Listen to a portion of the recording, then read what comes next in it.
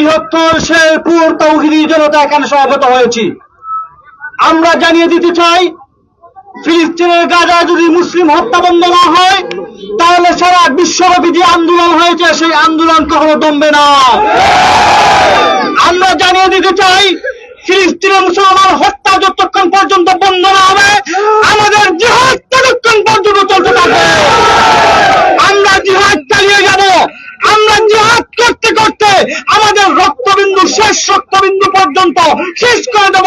এরপরে আমরা জিহাদ করতে থাকবো ইনশাআল্লাহ। আমাদের কিছু করণীয় আছে।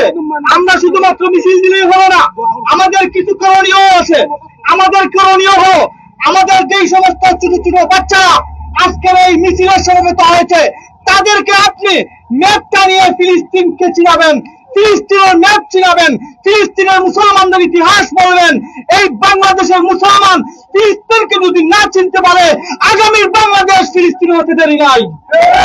এই জন্য আমাদের প্রত্যেককেই একটা কথা আমাদেরকে মনে রাখতে হবে যে ফিলিস্তিন যদি না হইতে হয়, তাহলে একমাত্র আল্লাহর বিধান, একমাত্র আল্লাহর হক, একমাত্র আল্লাহর খিলাফা এই পৃথিবীর মাঠে প্রতিষ্ঠিত হতে হবে।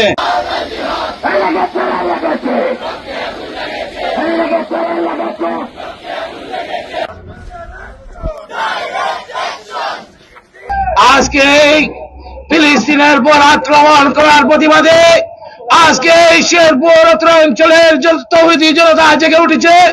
তার ধারাবাহিকতায় আজকের এই মিছিল যারা আয়োজন করেছেন তাদের সবাইকে আমি ধন্যবাদ জানাই।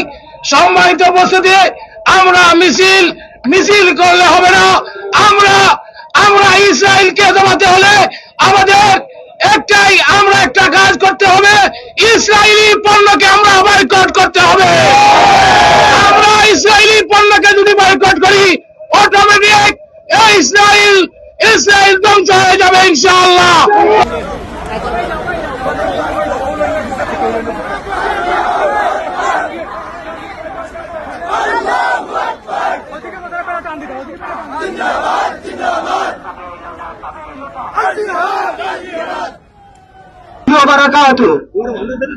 সম্মানিত শেরপুর তৌহিদি জনতা, ইসরায়েলি আগ্রাসন বন্ধ করার উদ্যোগে শেরপুর তথা সারা বিশ্বের মুসলমানদের সাথে একাত্মতা পোষণ করে তৌহিদি জনতা শেরপুরের বসে নাই।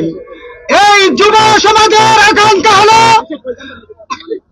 অন্তর্বর্তী সরকারের কাছে আমাদের একটি আবেদন, ফিলিস্তিনিদের যত পণ্য আছে আমাদের বাংলাদেশ থেকে রাজনৈতিকভাবে, কূটনীতিকভাবে ইসরায়েলি পণ্য বয়কটের ডাক দিতে হবে এবং এইটা আইনিভাবে বাস্তবায়িত করতে হবে। ফিলিস্তিনি পণ্য আমরা বর্জন করব এবং শেরপুর তথা ইসরায়েলি পণ্য আমরা বর্জন করব। ফিলিস্তিনিদের একটি বোমা ইসরায়েলি পণ্যের এই যোগান দিতেছে। অর্থনৈতিকভাবে ইসরায়েলকে আমরা সারা বিশ্বে যত মুসলমানরা আছেন আমরা আবদার জানাতেছি, ওদের তো